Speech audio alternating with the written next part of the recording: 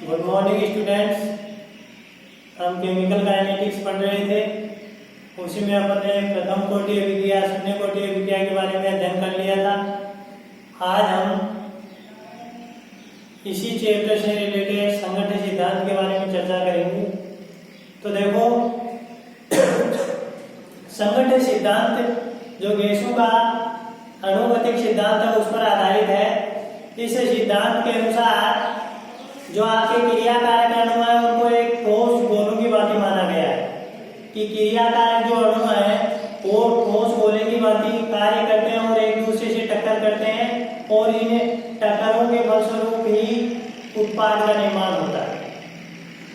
ये क्रियाकारक अणु परस्पर जब टक्कर करते हैं तो इन टक्कर से ऊर्जा उत्पन्न होती है। ये ऊर्जा अगर सक्रिय ऊर्जा के बराबर या इससे अधिक होती है तब जाकर क्रियाकारक अणु किसमें परिवर्तित होते हैं, उत्पाद में परिवर्तित होते हैं।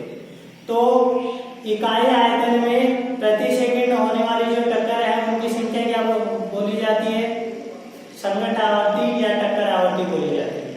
लिखेंगे इसमें थोड़ा।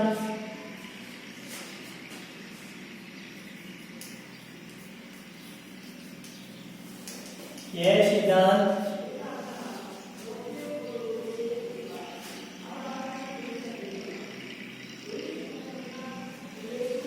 गैसों के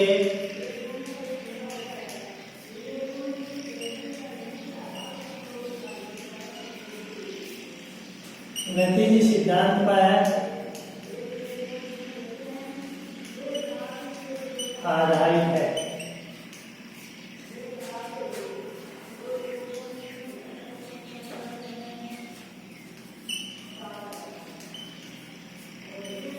इसके अनुसार क्रियाकारक अणु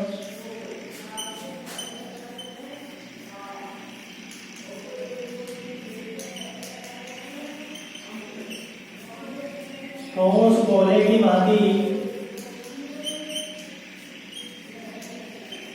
कार्य करते हैं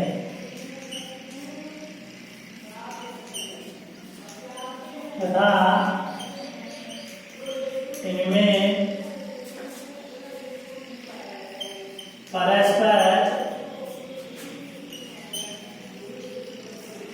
टक्कर के परिणाम स्वरूप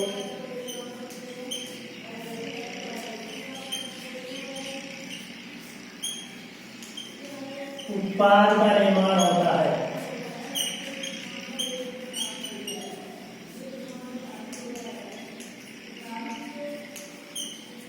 अब देखो, इसमें एक टर्म अपने पास आएगी टक्कर या संगत आवर्ती।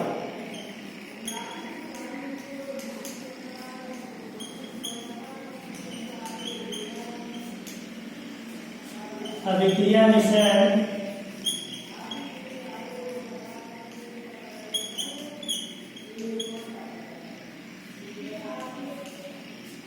के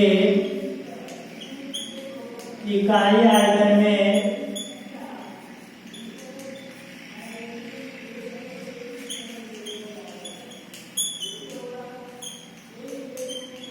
प्रति सेकंड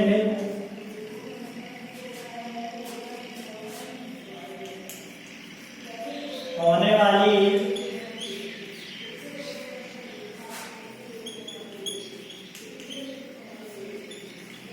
टक्करों को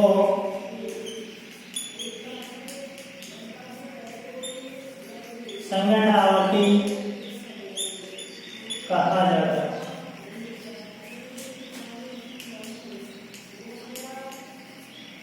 अभिक्रिया मिश्रण के इकाई आयतन में प्रति सेकंड होने वाले टक्करों की संख्या को क्या बोला जाता है, संगत आवर्ती। यानी क्रियाकारक जो अणु है वो एक दूसरे से परस्पर टक्कर करते रहते हैं और इस टक्कर के परिणाम स्वरूप किसका निर्माण होता है, उत्पाद का निर्माण होता है। अब जो टक्कर आवर्ती है उसका मान बहुत ज्यादा उच्च होता है, तो अगर हर टक्कर के परिणाम स्वरूप उत्पाद का निर्माण होता है तो अभिक्रिया वो अत्यंत अल्प समय में पूर्ण हो जाएगी। परंतु ऐसा होता नहीं है, अभिक्रिया संपन्न होने में कुछ वक्त लगता है। इसका मतलब सारी की सारी जो टक्करें हैं उनके परिणाम स्वरूप किसका निर्माण नहीं होता है, उत्पाद का निर्माण नहीं होता है।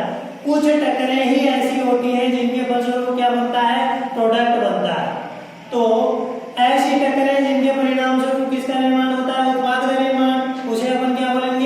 प्रभावी टक्कर या प्रभावी संगठन। तो एक परिभाषा और लिखिए, प्रभावी संगठन ऐसी टक्कर या ऐसी संगठन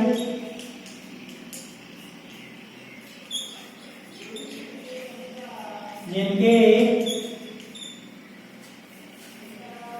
द्वारा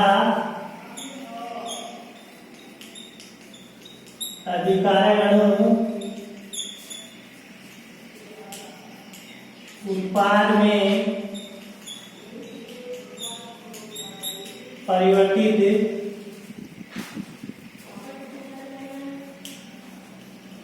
हो जाते हैं, उन्हें प्रभावी संगठन इफेक्टिव पोजीशन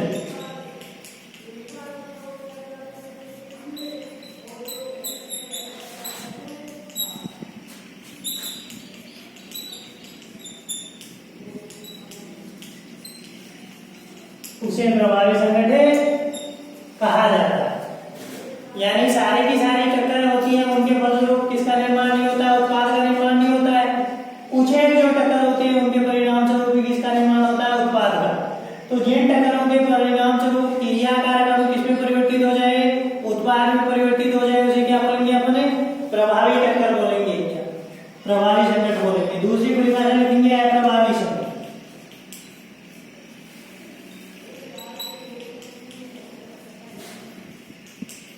ऐसी संगठन या टक्कर जिनके द्वारा अभिकारक अणु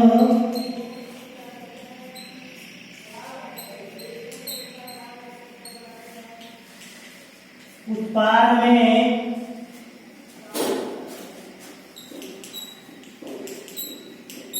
परिवर्तित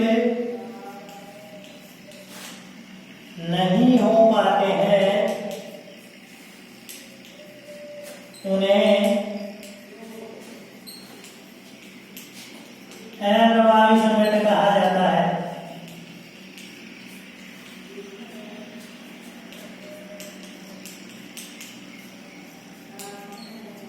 यह आपकी परिभाषा होगी। प्रभावी टक्कर और अप्रभावी टक्कर की अपने पास परिभाषा होगी। प्रभावी टक्कर तो किसे कहते हैं, अप्रभावी टक्कर किसे कहते हैं।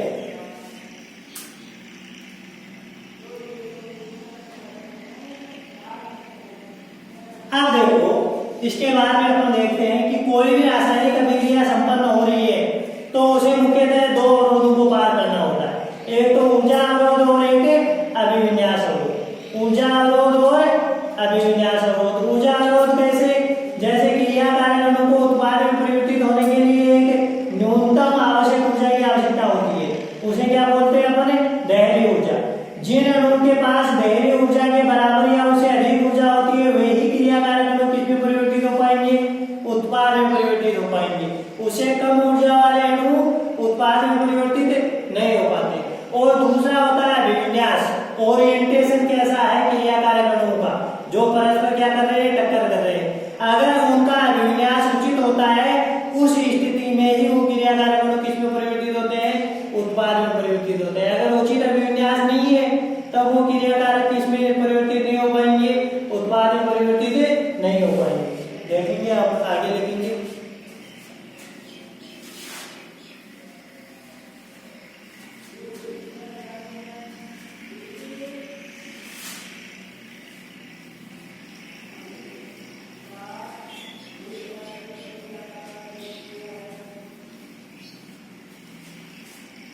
इसी रासायनिक अभिक्रिया को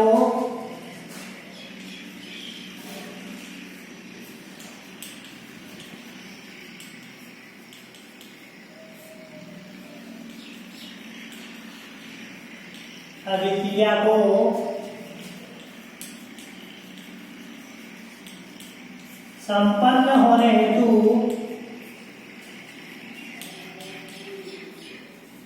दो अवरोधों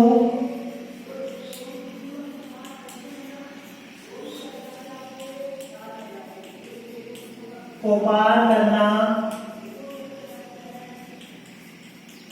होता है।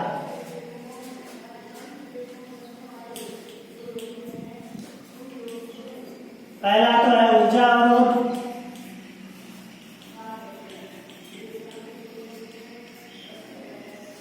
और दूसरा है अभिविन्यास अवरोध।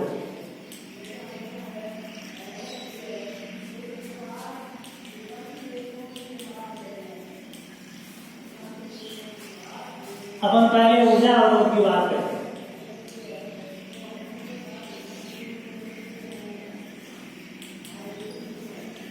एनर्जी वेरिएबल, देखो किसी भी रासायनिक अभिक्रिया में संपन्न होने के लिए जो क्रियाकारक अणु है उनके पास एक निश्चित ऊर्जा का होना आवश्यक है। अगर वह ऊर्जा क्रियाकारक अणु के पास होगी तब वो क्रियाकारक अणु किसमें परिवर्तित होंगे? उत्पाद में परिवर्तित होंगे। अगर क्रियाकारक अणु के पास वह ऊर्जा नहीं है तो वो क्रियाकारक अणु किसमें? उत्पाद में परिवर्तित नहीं हो पाएंगे। देखो ऐसे कोई रिएक्शन पाथ की अगर बात करें तो इस प्रकार से होता है। ये इधर काइनेटिक एनर्जी होती है अणु की, गतिज ऊर्जा, और ये मान लीजिए आपके रिएक्टेंट है, ये इधर किसमें? प्रोडक्ट में बदल रहे हैं। तो ये आपका क्या हो गया? Reaction path. क्या हो गया? रिएक्शन पाथ हो गया, अभिक्रियापथ हो गया। यानी ये यहाँ पर रिएक्टेंट थे, क्या थे? रिएक्टेंट। ये किसमें बदल गए? प्रोडक्ट में बदल गए। किसमें बदल गए? प्रोडक्ट में बदल गए। अब रिएक्टेंट को प्रोडक्ट में बदलने के लिए ये जो ऊर्जा अवरोध है ये पार करना होगा। इस ऊर्जा अवरोध को पार करने पर ही क्रियाकारक अणु किसमें परिवर्तित हो जाएंगे? उत्पाद में। अब मान लीजिए अपन बात कर रहे हैं कि इस ऊर्जा वाले अणु इतने हैं, इस ऊर्जा वाले अणु इतने हैं, कम ऊर्जा वाले अणु की देखो ये जो ऊर्जा है, ये जो क्रियाकारक की औसत ऊर्जा कहलाएगी। एनर्जी ऑफ रिएक्टेंट, सारे के सारे अणु के पास लगभग कितनी ऊर्जा है? ये ऊर्जा क्रियाकारक अणु के पास पहले से, और ये उत्पाद के अणु की औसत ऊर्जा है, हो गई ये ऊर्जा। अब देखो अगर क्रियाकारक अणु उत्पाद में बदलना चाहे तो इतनी ऊर्जा इनके पास होनी चाहिए पूरी की पूरी, तब वो जाकर किसमें परिवर्तित हो पाएंगे? उत्पाद में। अब आपने अभी कोलिजन सिद्धांत के अनुसार पढ़ा कि क्रियाकारक अणु है उनके मध्य परस्पर क्या होती है? टक्कर। अरे बात समझ में आई कि नहीं आई? अणु एक दूसरे से टक्कर करते हैं तो इन्हें टक्करों से अणु को ऊर्जा मिलती है। अरे गतिज ऊर्जा होती है कि नहीं? इसके फलस्वरूप इनकी ऊर्जा क्या होती है? बढ़ती है।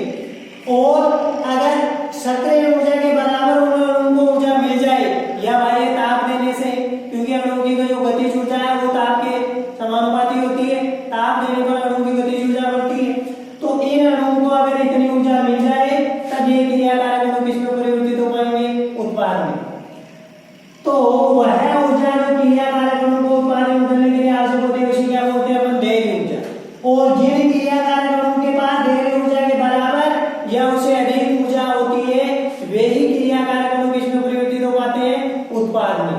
देय ऊर्जा से कम ऊर्जा वाले अणु कभी भी उत्पाद में परिवर्तित नहीं हो पाते। तो ऊर्जा अवरोध आपकी समझ में आया? किसी भी रासायनिक अभिक्रिया के संपन्न होने के लिए क्रियाकारक अणु के पास उपस्थित वह न्यूनतम ऊर्जा जिसे वो किसमें परिवर्तित हो जाए? उत्पाद में परिवर्तित हो जाए। उस ऊर्जा को अपन क्या बोलते हैं? देय ऊर्जा। थ्रेशोल्ड एनर्जी क्या बोलते हैं? देय ऊर्जा। जिन अणुओं के पास देय ऊर्जा या उससे अधिक ऊर्जा होती है वे ही क्रियाकारक अणु उत्पाद में परिवर्तित हो पाएंगे। आगे ऊर्जा अवरोध की बात समझ में, तो आप इसमें थोड़ा लिख लीजिएगा।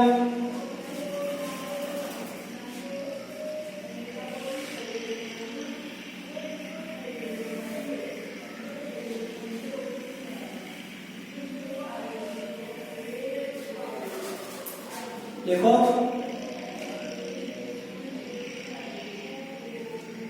रासायनिक अभिक्रिया में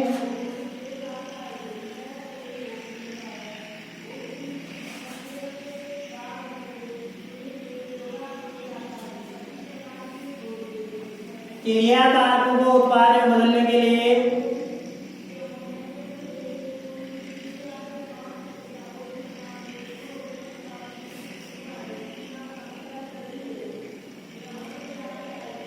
रासायनिक अभिक्रिया में क्रियाकारक अणुओं को उत्पाद में बदलने के लिए आवश्यक न्यूनतम ऊर्जा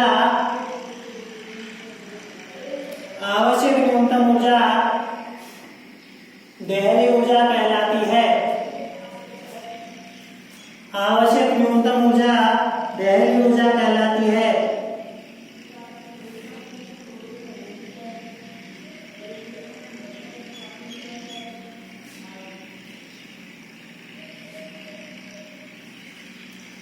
जिन्हें क्रियाकारक अणुओं के पास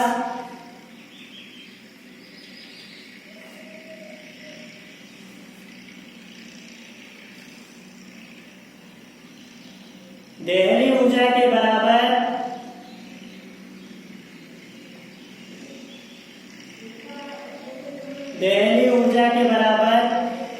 या उससे अधिक ऊर्जा होती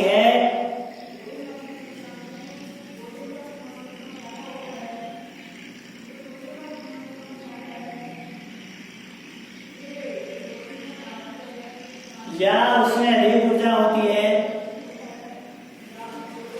वे ही उत्पाद में परिवर्तित हो पाते हैं।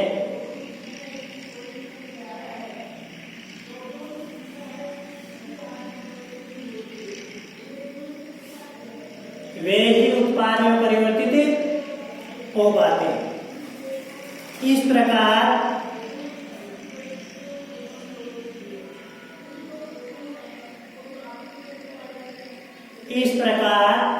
देहली ऊर्जा एक ऊर्जा अवरोध है।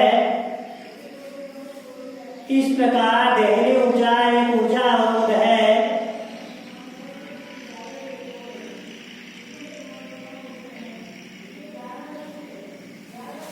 जिसे पार किए बिना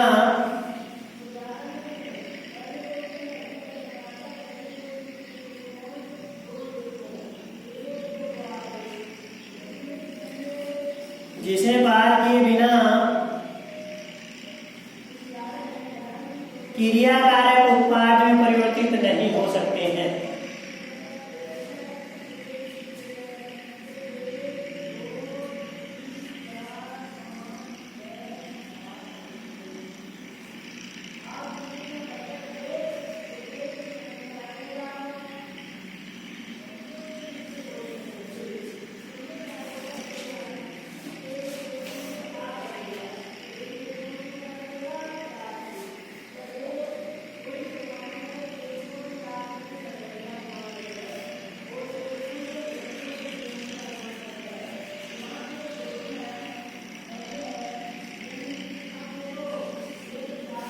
दूसरा आ जाएगा विन्यास अवरोध।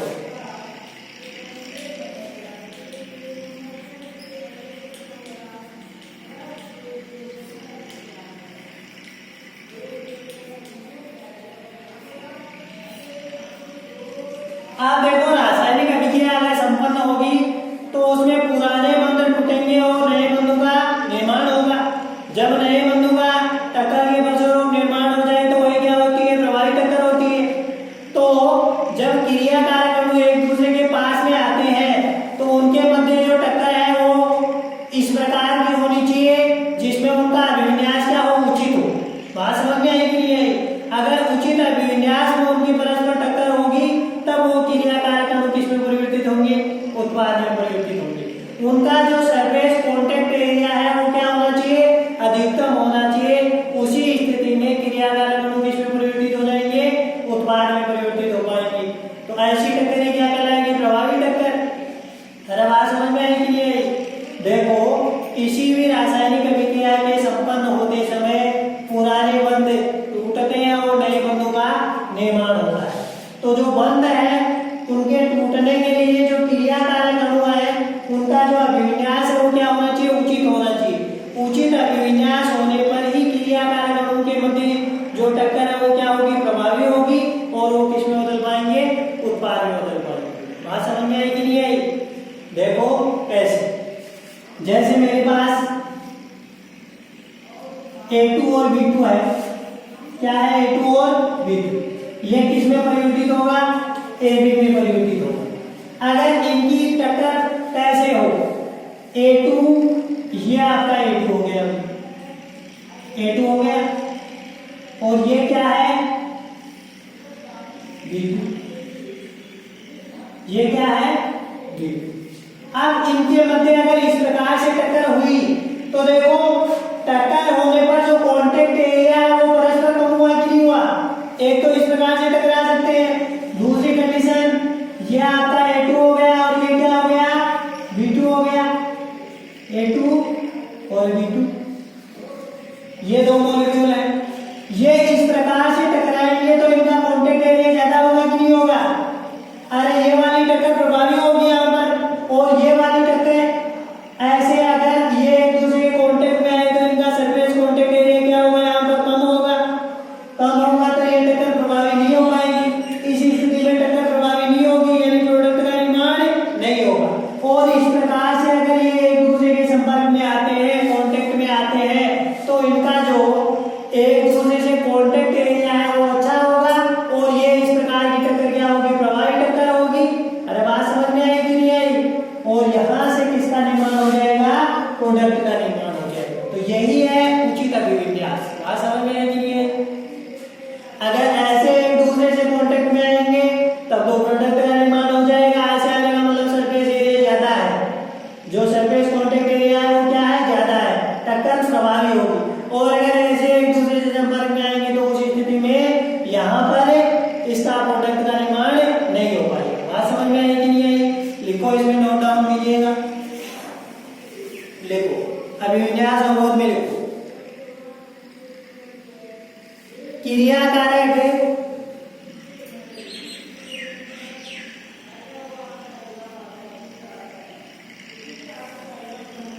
अणु परमाणु या आयन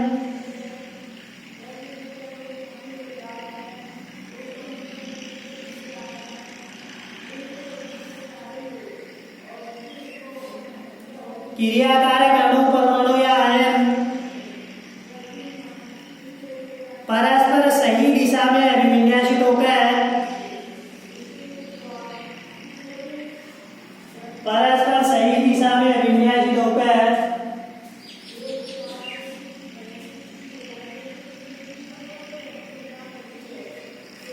परस्पर सही दिशा में अभिविन्यासित होकर टक्कर करते हैं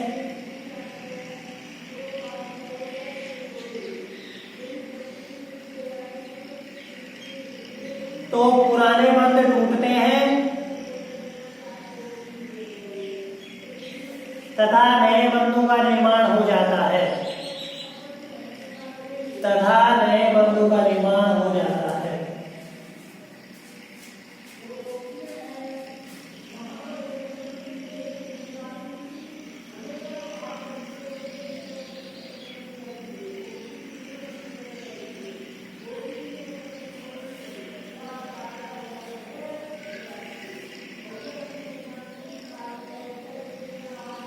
सही दिशा में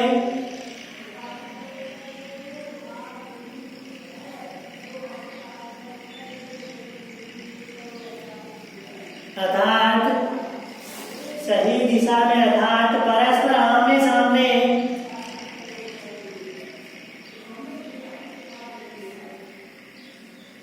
होने वाली टक्कर को ही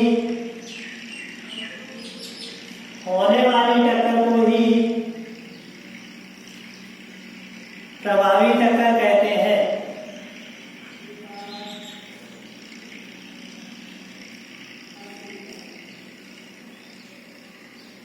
परस्पर आमने सामने होने वाली टक्कर ही प्रभावी टक्कर होती है, ऐसे लिखिएगा।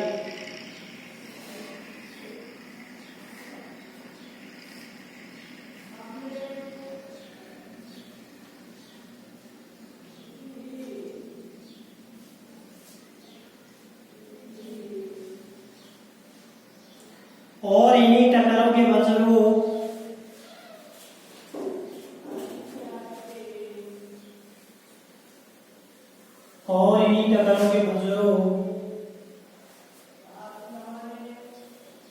क्रिया कारक अणु उत्पाद में परिवर्तित होता है।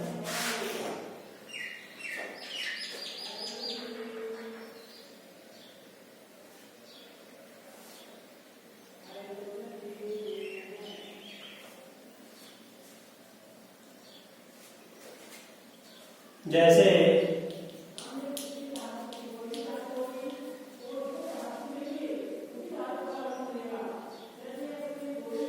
H2 gas, Cl2, 2HCl2 convert होगा, ये गैसेस है। अब उचित अभिविन्यास की अपन बात कर रहे हैं ना, तो उचित अभिविन्यास देखो कैसे होगा। ये आपका H2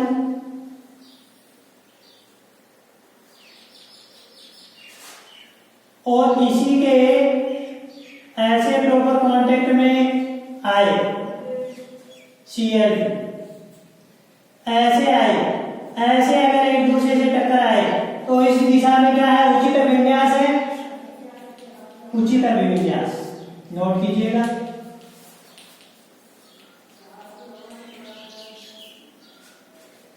तो क्या होगा, उत्पाद का निर्माण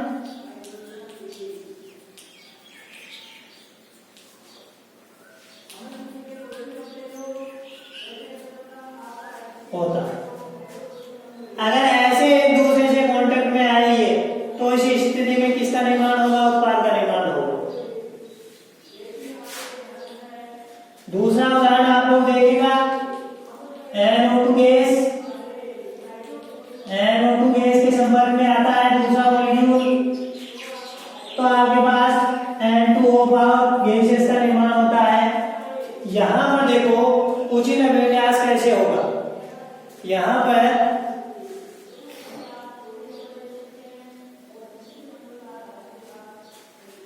यह आपका नाइट्रोजन एटम हो गया, इस पर ये एक ऑक्सीजन जुड़ गया और ये दूसरा ऑक्सीजन जुड़ गया। ऐसे ही ये नाइट्रोजन परमाणु, इस पर पहला ऑक्सीजन परमाणु और दूसरा ऑक्सीजन परमाणु। अगर ऐसे ये एक दूसरे के संपर्क में आते हैं तो उचित अभिविन्यास है,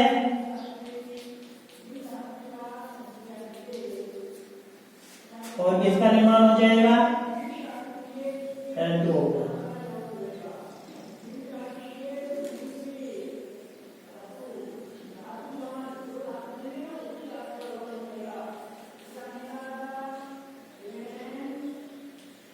उत्पाद निर्माण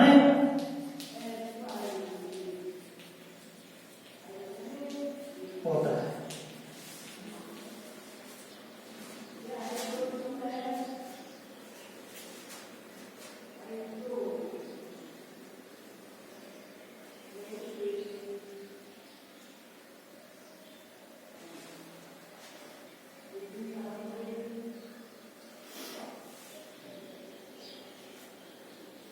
आगे लिखिएगा,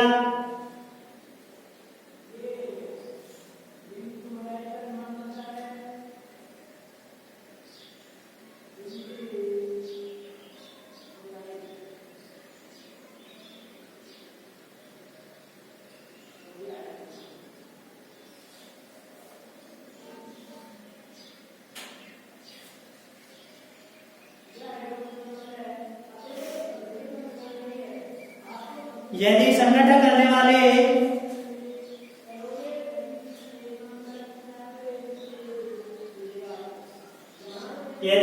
करने वाले क्रियाकारक अणुओं का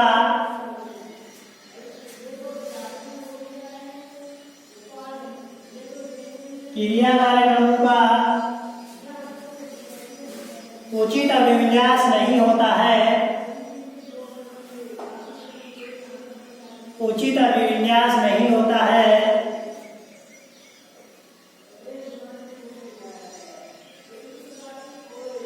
तो वे उत्पाद में रूपांतरित नहीं हो पाते हैं।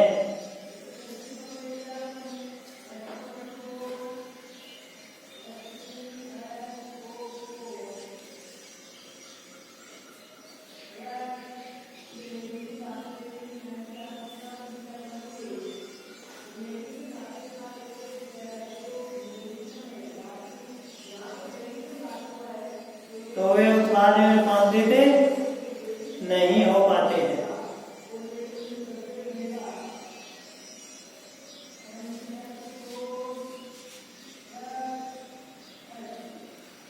इस प्रकार की टक्करें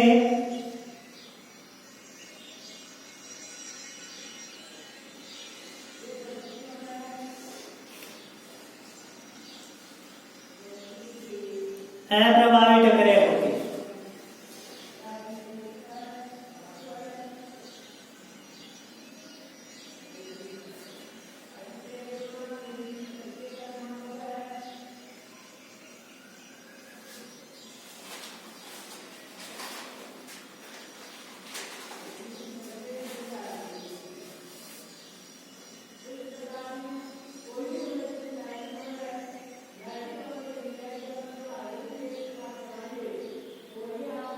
इनमें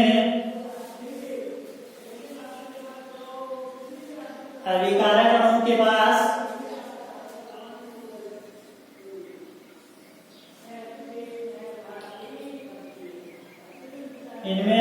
अणु के पास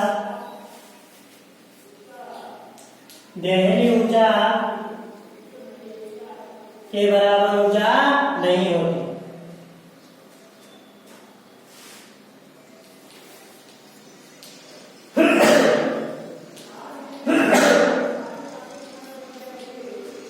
इसका उदाहरण लिखिएगा।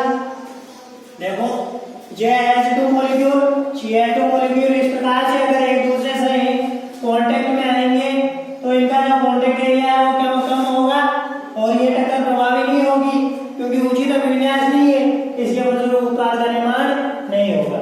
दूसरा ये NO2 वाला उदाहरण अपन देखें तो अगर इसमें इस हिसाब से ये एक दूसरे के कांटेक्ट में आए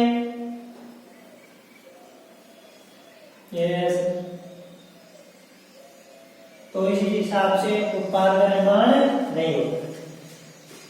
नोट कर लो।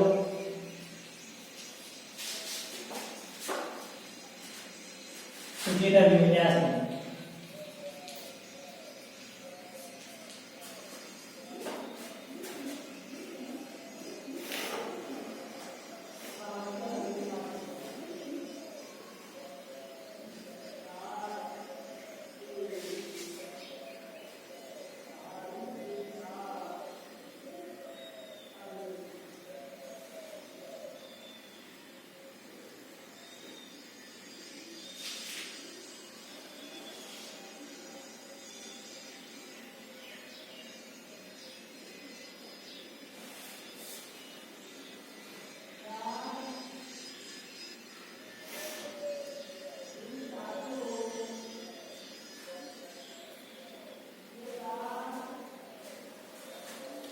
आगे वाली लाइन में डायग्राम लिखिएगा। संगत सिद्धांत के अनुसार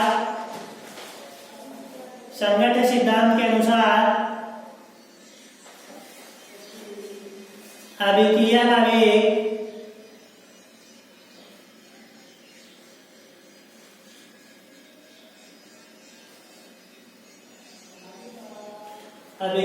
वेग दो कारकों के समानुपाती होता है।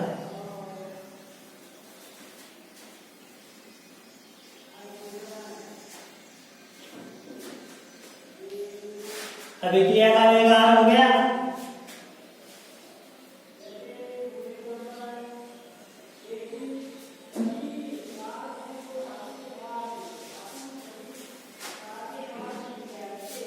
ये जो वेग है वो Z के भी समानुपाती होगा और F के भी समानुपाती होगा। R समानुपाती होगा Z इंटू F।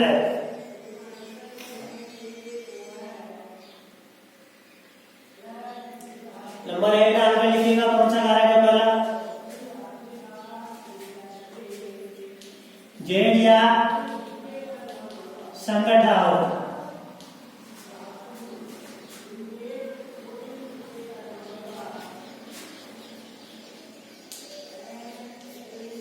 इसमें देखिए अभिक्रिया मिश्रण के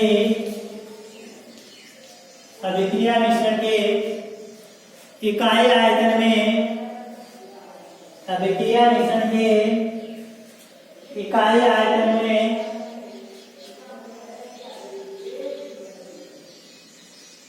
प्रति सेकेंड होने वाली टक्करों की संख्या को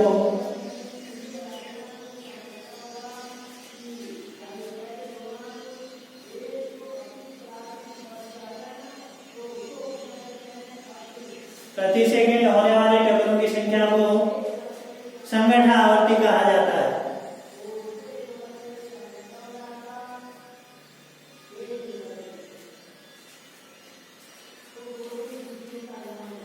दूसरा एक है या प्रभावी टक्करों का अंश।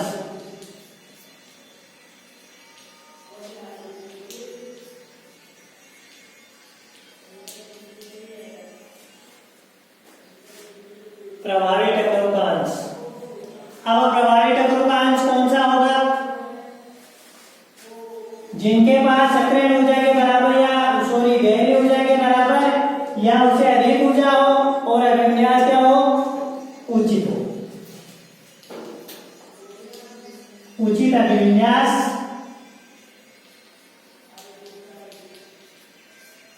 प्लस देहली ऊर्जा के बराबर या इससे अधिक ऊर्जा वाले अणु का अंश।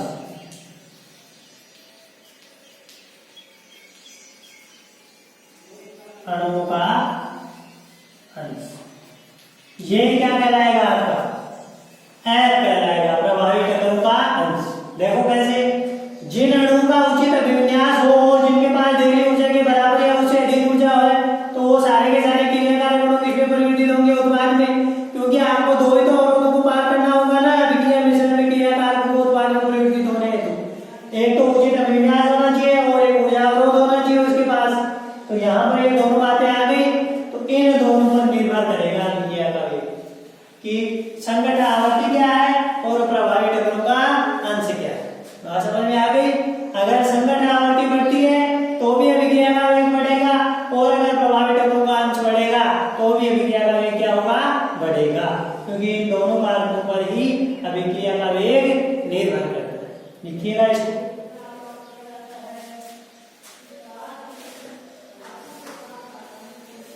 अब ये देखो, प्रभावी टक्करों का जो अंश है इसका मान किसके मध्य होता है? 0 से 1 के मध्य।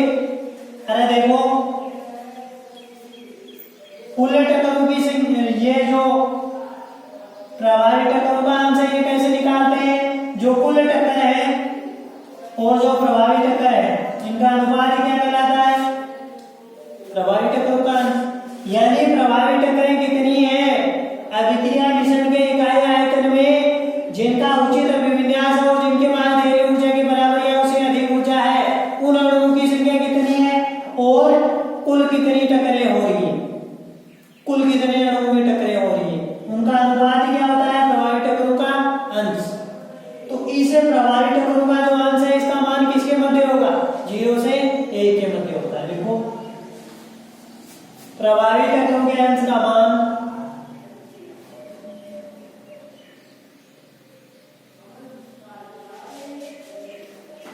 प्रभावी टक्करों के अंश का मान 0 से 1 के मध्य होता है। अधिकतम 1 हो सकता है,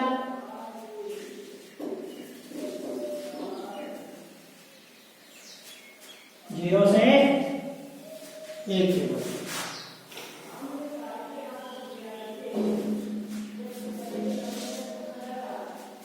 आप लिखिए भैया, अभिक्रिया वेग की ताप पर निर्भरता।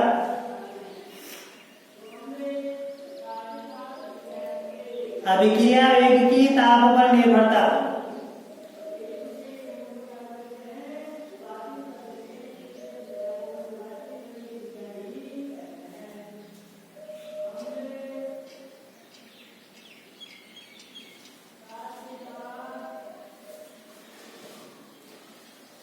अभिक्रिया वेग की ताप पर निर्भरता।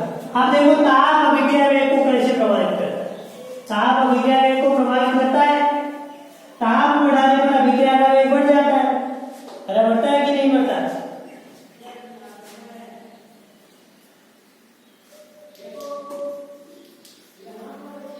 अभिक्रिया वेग की ताप पर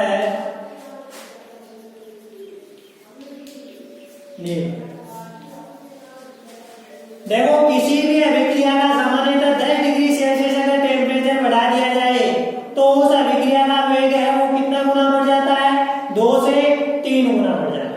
कितना बढ़ जाता है? 2 से 3 गुना। अब अभिक्रिया के अंदर अगर ताप को बढ़ाया जाता है तो अभिक्रिया का वेग क्यों बढ़ता है? क्योंकि जो ताप गुणांक है उसका मान परिवर्तित हो जाता है। बात समझ में है कि नहीं है? देखो, किसी भी अभिक्रिया में ताप बढ़ाने पर आपने पढ़ा है कि R समानुपाती हो गया, ये रिएक्टेंट की कंसंट्रेशन की पावर हो गई, और R बराबर K, ये रिएक्टेंट की कंसंट्रेशन हो गई। ऐसे लिखा था कि नहीं? तो अगर ताप बढ़ाएंगे तो K का मान बढ़ेगा, K का मान अगर बढ़ेगा तो R भी बढ़ेगा, बढ़ेगा कि नहीं बढ़ेगा? तो इस प्रकार से अभिक्रिया का वेग ताप बढ़ाने पर बढ़ता है। और ये देखा गया है कि सामान्यतः 10 डिग्री सेल्सियस ताप बढ़ाने पर अभिक्रिया का वेग 2 से 3 गुना बढ़ जाता है। कितना बढ़ जाता है? 2 से 3 गुना। तो देखो, अगर अपन ताप बढ़ाएंगे तो ताप बढ़ाने पर जो ये विनियतांक है इसका मान क्या हो जाएगा? बढ़ जाएगा। और ये देखा गया है, जैसे ये आपके पास वेग नियतांक है, इसका T डिग्री सेल्सियस पर मान है, और ये T प्लस 10 डिग्री सेल्सियस पर मान है। वेग नियतांक का T डिग्री सेल्सियस पर मान और T प्लस 10 डिग्री सेल्सियस पर मान, इन दोनों का जो अनुपात है वही क्या कहलाता है? ताप गुणांक। क्या कहलाता है? ताप गुणांक। और इस ताप गुणांक का जो मान है वो 2 या 3 होता है। सामान्यतः कितना होता है? 2 से कितना होता है? 2 से। तो देखो, T डिग्री सेल्सियस पर टेम्परेचर और T प्लस 10 डिग्री सेल्सियस पर जो ताप गुणांक है, ताप नियतांक है उनका, जो वेग नियतांक है उनका अनुपात ही क्या कहलाता है? ताप गुणांक। किसी रासायनिक अभिक्रिया में 10 डिग्री सेल्सियस टेम्परेचर बढ़ाने पर अभिक्रिया का वेग 2 से 3 गुना बढ़ जाता है, क्योंकि ताप बढ़ाने पर अभिक्रिया में जो वेग नियतांक है या दर नियतांक है उसका मान क्या हो जाता है? बढ़ जाता है। सामान्यतः 10 डिग्री सेल्सियस ताप बढ़ाने पर वेग नियतांक का मान 2 से 3 गुना हो जाता है। इनका अनुपात क्या कहलाता है? ताप गुणांक। लिखो इसको। किसी भी रासायनिक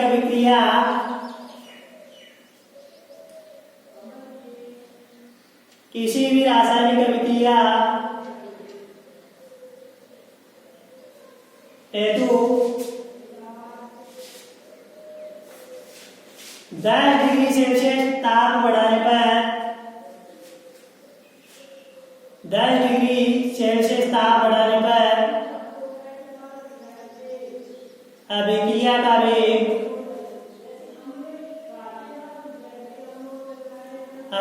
का वेग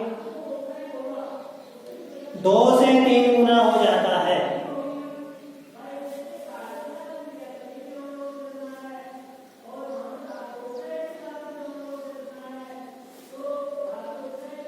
क्योंकि ताप बढ़ाने पर, आगे वाली लाइन में डाल में लिखिएगा,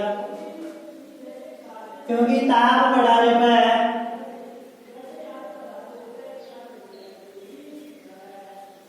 वेग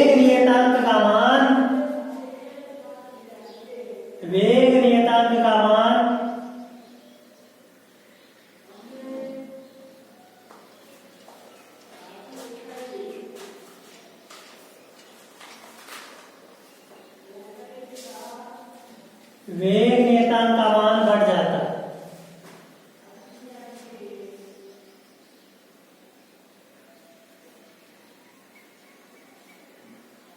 आगे वाली लाइन में डेट डाल के लिखिएगा, 10 डिग्री सेल्सियस तापांतर पर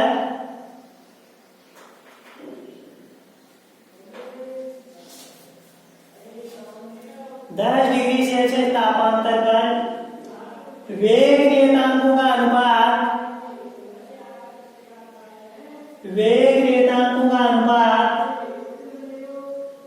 ताप गुणांक कहलाता है।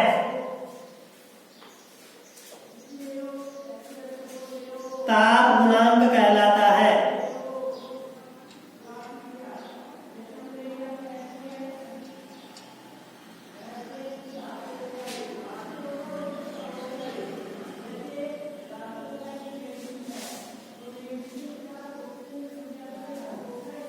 आगे वाले लाइन में ये ताप गुणांक का मान, ताप गुणांक का मान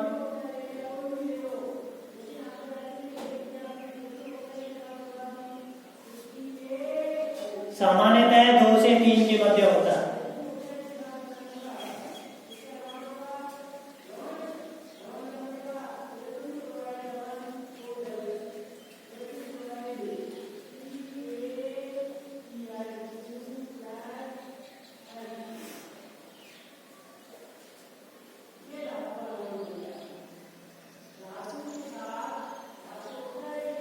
आप देखो ये 10 डिग्री सेल्सियस ताप बढ़ाने पर अभिक्रिया का वेग 2 से 3 गुना बढ़ा, तो इसकी व्याख्या हम कैसे करेंगे?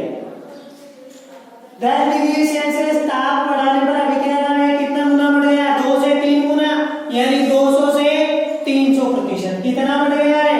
200 से 300% वृद्धि हो जाती है। कितना? 200 से 300% वृद्धि हो गई। तो ये वृद्धि कैसे हुई उसको अपन यहाँ पर बताएंगे कि इस वृद्धि के पीछे कारण क्या है। देखो अपन ने अभी अभिक्रिया वेग की बात की थी। अभिक्रिया वेग किन दो कारकों पर निर्भर कर रहा था? आर है अभिक्रिया वेग, अपन ने किसके समानुपाती किया था? जेड और एफ के। अरे बात समझ में आ गई थी? एफ तो क्या था आपका? जेड क्या था? जेड तो संघटन आवर्ती थी कि नहीं थी? और एफ क्या था? प्रभावी टक्करों का अंश।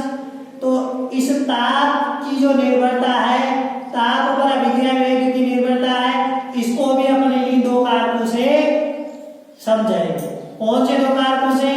एक तो जेड और एक एफ। जेड तो क्या हो गया? जेड तो क्या हो गया? संघटन आवर्ती हो गया। और एफ क्या हो गया? प्रभावी टक्करों का अंश। तो ताप बढ़ाने पर अभिक्रिया वेग में हुई जो वृद्धि है, इसको निम्न दो कारकों के आधार पर समझाया जा सकता है। लिखो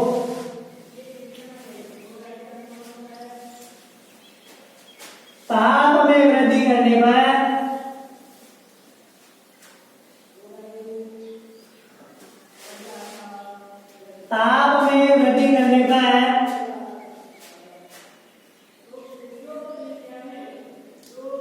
अभिक्रिया वेग में हुई वृद्धि को,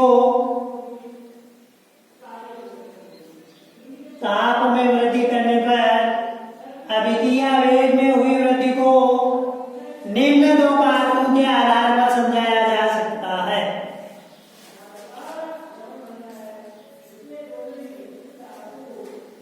निम्न दो कारकों के आधार पर समझाया जा सकता है।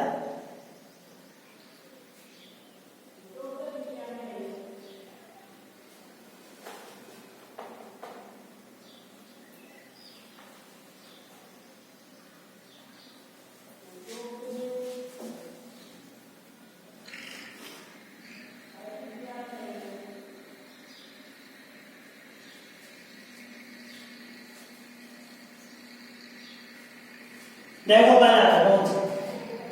पहला कौन सा? संघटन आवर्ती। अरे जेड और एफ दो कारक देखे थे ना, तो पहला हमारा कौन सा है? संघटन आवर्ती।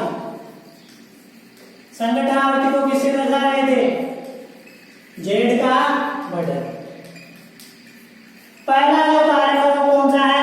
संघटन आवर्ती का बढ़न। देखो टेम्परेचर अगर बढ़ाया जाता है तो टेम्परेचर बढ़ाने से अणुओं की गतिज ऊर्जा क्या होगी? बढ़ेगी, क्योंकि जो गतिज ऊर्जा है वो ताप की क्या होती है? समानुपाती। अणुओं की जो गतिज ऊर्जा है वो ताप के समानुपाती होती है। तो ताप बढ़ाने पर अणुओं की गतिज ऊर्जा बढ़ती है। गतिज ऊर्जा बढ़ने से अणुओं के मध्य प्रति सेकंड होने वाली टक्करों की संख्या भी बढ़ेगी। अरे बात समझ में आई कि नहीं आई? अणुओं की गतिज ऊर्जा बढ़ती है तो अणु के इकाई आयतन में प्रति सेकंड होने वाली टक्करों की संख्या भी क्या होगी? बढ़ेगी। अब प्रति सेकंड होने वाली टक्करों की संख्या बढ़ेगी तो क्या बढ़ जाएगी? संघटन आवर्ती बढ़ जाएगी। अब संघटन आवर्ती अगर बढ़ेगी तो उसे अभिक्रिया का वेग भी क्या होगा? बढ़ेगा। लेकिन संघटन आवर्ती की वजह से अभिक्रिया का वेग 10 डिग्री सेल्सियस ताप बढ़ाने पर सामान्यतः कितना बढ़ता है? अरे कितना बढ़ता है? 2 से 3%। कितना बढ़ता है? 2 से 3%। 10 डिग्री सेल्सियस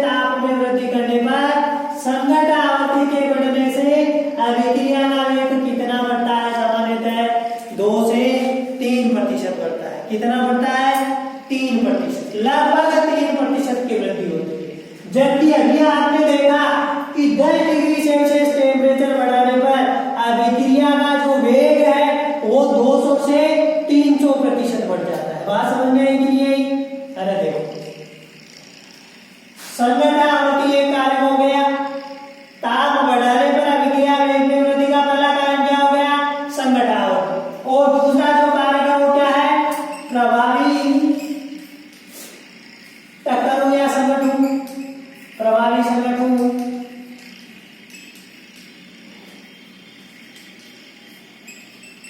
कांस, इसको अपन किससे दर्शा रहे थे?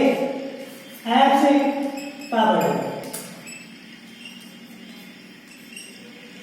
ये दो कारक हैं जो अभिक्रिया के अंदर ताप बढ़ाने पर अभिक्रिया का वेग बढ़ने के लिए उत्तरदायी।